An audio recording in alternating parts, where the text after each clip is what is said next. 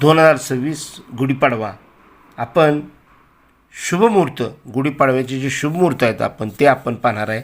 कोणत्या शुभमुहूर्तावर गुढी उभी करायची तर गुढीपाडवा हा सगळ्यात भारतीयांचा आवडता सण आहे. 3.5 मुहूर्तापैकी एक असा मानणारा सण आहे आणि 3.5 मुहूर्तात शुभ असल्यामुळे आपल्याला शुभमुहूर्त पाहण्याची गरज नाही, परंतु तरीही मी तुम्हाला त्याचे काही शुभमुहूर्त सांगणार आहे. त्याचबरोबर काय पंचक असल्यामुळे पंचकासाठी आपण काय पर्याय करायचा, जे पंचक पाळणार आहेत त्यांच्यासाठी राहुकाळ, यमघंट याविषयीची माहिती मी तुम्हाला या व्हिडिओमध्ये देणार आहे. तर यंदा चैत्र महिन्यातील प्रतिपदा तिथी ही 19 मार्च 2026 रोजी सकाळी 6:55 सुरू होणार आहे आणि त्यावेळी सूर्योदय आहे तो सकाळी 6:33 सुरू होतो आहे. त्यामुळे 6:55 हे प्रतिपदा तिथी सुरू होते आहे आणि आपण 6:55 गुढ्या उभे करायच्या आहेत. ही तिथी 20 मार्च 2026 रोजी पहाटे 4:50 राहणार आहे. 4:50 असल्याने तिथं सूर्योदय होत नाही, त्यामुळं 4:50 ह्याला आपण सूर्याला धरून असं म्हणता येणार नाही. त्यामुळं आपण उगवत्या सूर्याला धरून ह्यासाठी आपण 19 मार्चलाच 6:55 हे आपण गुढीपाडवा सण साजरा करायचा आहे. उदय तिथीनुसार 19 मार्च 2026 रोजी आपण गुढीपाडव्याचा सण साजरा करायचा आहे. हिंदू दिनदर्शिकेनुसार गुढीपाडव्याचा शुभमुहूर्त तर गुढीपाडव्यावर ह्यावेळेस पंचकचं सावट आहे. तर पंचक म्हणजे नक्की काय, पंचकाचे किती प्रकार आहेत याविषयीचा व्हिडिओ मी लवकरच आपल्या यूट्यूब चॅनलवर टाकणार आहे. आणि कोणती शुभकार्य पंचकमध्ये करायची नाहीत, कोणती अशुभ कार्य पंचकमध्ये करायची नाहीत, ही सगळी माहिती मी तुम्हाला त्या व्हिडिओमध्ये देणार आहे. तर आता पाहूया आपण की पंचक हा कधी सुरू होतो आहे आणि किती तारखेला गुढीपाडवा आहे आणि गुढीपाडवा त्या पंचकमध्ये येतो आहे का. तर अमावस्या तिथी सुरू होते हे 18 मार्चला बुधवारी सकाळी 8:25 व ती 19 मार्चला गुरुवारी सकाळी 6:53 आहे. इथं उगवती प्रतिपदा ही 18ला नाही, 19ला नाही, 20लाही नाही. म्हणजे उगवती प्रतिपदा तिथी सूर्याला धरून जी तिथी असते ती 18, 19, 20 ह्या तिन्ही ह्याला येत नाही. 19 मार्चला सकाळी 6:54 प्रतिपदा सुरू होत आहे. प्रतिपदा तिथी ही 19 मार्चला सकाळी 6:54 सुरू होत आहे.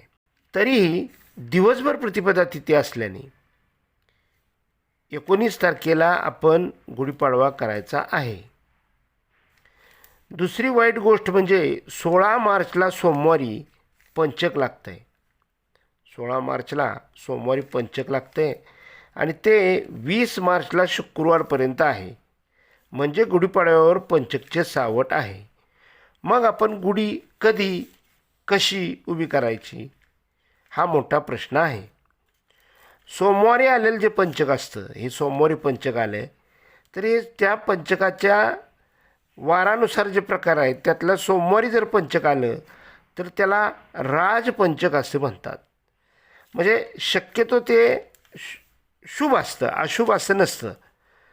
हे पंचक शुभ असते, त्यामुळे पंचकाचा काहीही परिणाम गुढीपाडव्यावर होणार नाही, म्हणून काय घाबरायचं कारण नाही. पंचकचा कोणताही परिणाम गुढीपाडव्यावर होणार नाही. त्यामुळे तुम्ही दिवसभर गुढी उभा करू शकता. तरीही काही शुभमुहूर्त मी आपणास सांगतो. त्या शुभमुहूर्तावर आपण गुढी उभी करायची आहे. आता 19 तारखेला सूर्योदय हा सकाळी 6:27 सुरू होतो आहे आणि सकाळी 6:27 यमघंट आहे. यमघंट हा वाईट वेळ असतो, तो यमघंट राहुकाळ पाळणाऱ्यांसाठी. तर सकाळी 6:27 यमघंट बरोबर असल्यामुळे तो 8:03 आहे.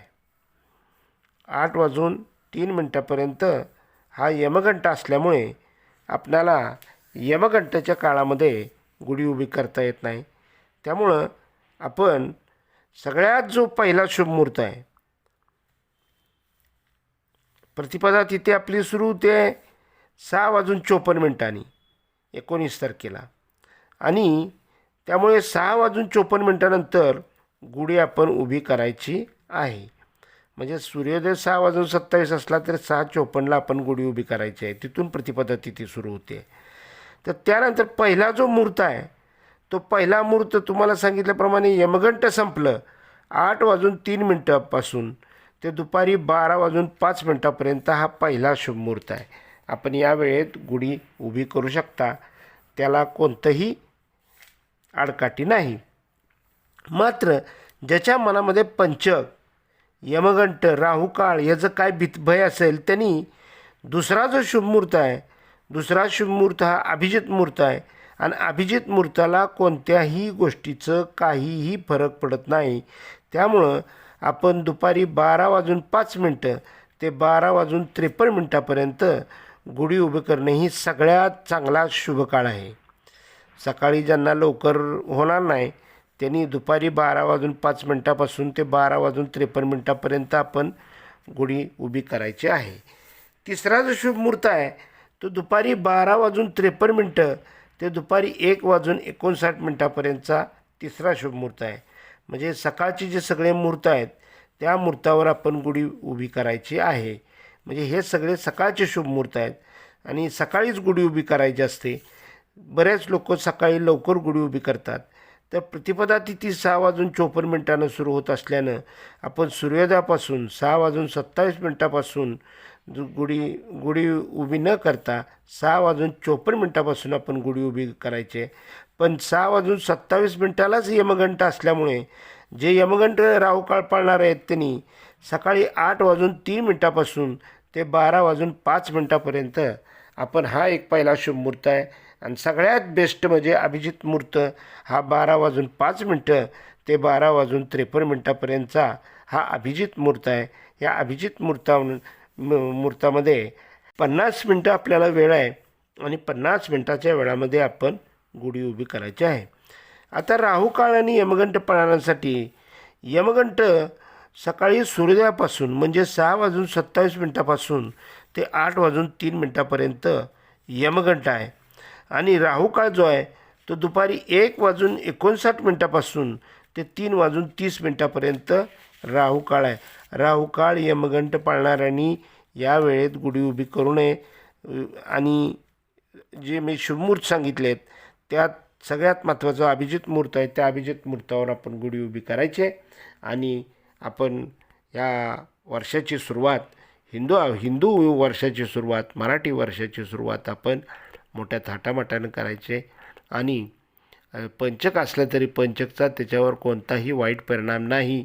तरीही अभिजित मुहूर्तावर आपण केल्यानंतर पंचकचा सुद्धा काही फरक आपल्या ह्याच्यावर पडणार नाही. त्यामुळं पंचक सोडून तुम्ही दुपारी अभिजित मुहूर्तावर गुढी उभी करून आपण प्रसन्न वातावरणामध्ये आपल्या नवीन वर्षाची स्वागत करायचं आहे. सगळ्या घरातल्या कुटुंबांनी सगळ्यांनी मिळून गुढी उभी केल्यानंतर सगळ्यांनी मिळून छान छान कपडे घालायचे आहेत आणि जे आपलं कुलदेवता आहे, ग्रामदेवता आहे त्याला जाऊन यायचं आहे. तर अशा प्रकारे ह्या गुढीपाडव्याला आपण नवीन वर्षाची सुरुवात करायची आहे. सगळ्यांनी नवीन वर्षाच्या शुभेच्छा एकमेकांना द्यायच्या आहेत. सगळ्यांना नवीन वर्षाच्या हार्दिक हार्दिक शुभेच्छा. मराठी नवीन वर्षाच्या हार्दिक शुभेच्छा, हिंदू नवीन वर्षाच्या हार्दिक शुभेच्छा. आणि तुम्हाला हे सर्व वर्ष सुख समृद्धीमध्ये ऐश्वर्यामध्ये जावो ही ईश्वरचरणी प्रार्थना. जर तुम्हाला हा व्हिडिओ आवडला असेल तर लाईक करा, कमेंट करा आणि माझ्या चॅनलला सबस्क्राईब करा. धन्यवाद धन्यवाद धन्यवाद.